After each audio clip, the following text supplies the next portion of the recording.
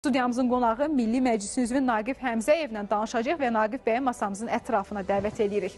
Naqif bəy, xoş gördük sizi, xoş gəlmişsiniz. Təşəkkür edirəm, çox.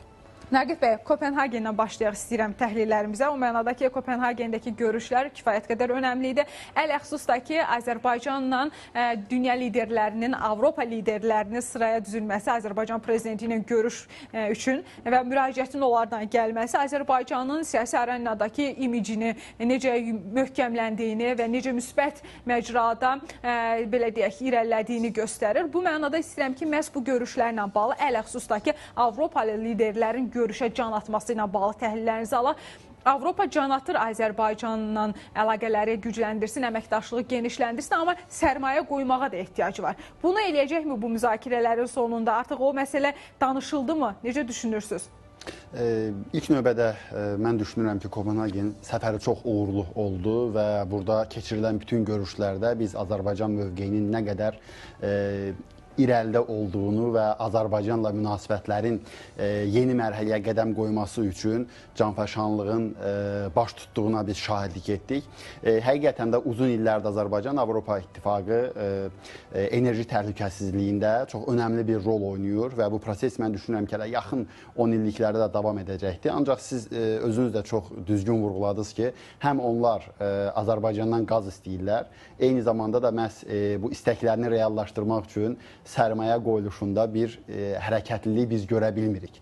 Yəni, bu özü artıq müəyyən təzadların olduğunu ortaya çıxarır. Sanki böyük Avropa dövlətləri, o söz sahibi olan Avropa dövlətləri yalnız öz problemlərini həll etməkdə maraqlıdırlar.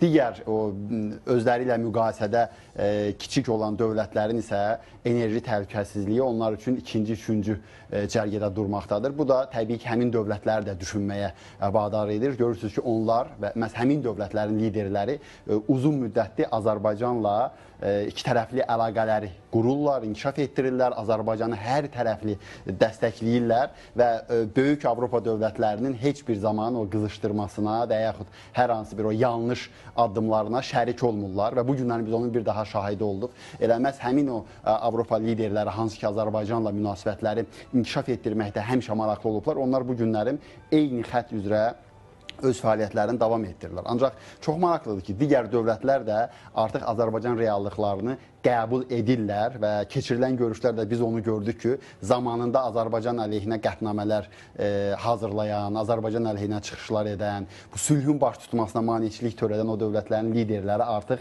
görürsünüz ki, cənab prezidentlə görüşməyə can atırlar və bu görüşdə artıq tamamilə onların üz cüzgiləri dəyişibdir və onlar sanki keçmişi heç xatırlamaq istəmirlər, yeni bir səhifədən bu əlaqələrin qurulmasında maraqlıdırlar. Azərbaycan isə keçmişi unutmur, ancaq təbii ki, Avropaya inteqrasiyada bizim üçün maraqlıdır və biz istəyirik ki, ən əsası iqtisadi imkanlar artsın və Azərbaycanın bu iqtisadi layihələri həmin dövlətlər tərəfindən də dəstəklənsin. Bu baxımdan da mən düşünürəm ki, bu səfər çox uğurlu oldu. Orada cənab prezidentin keçirdiyi bütün görüşlər alqışlanır və biz inanırıq ki, yaxın dövrdə biz bu görüşlərin məntiqi nəticəsini də artıq hiss etməyə başlayacağıq.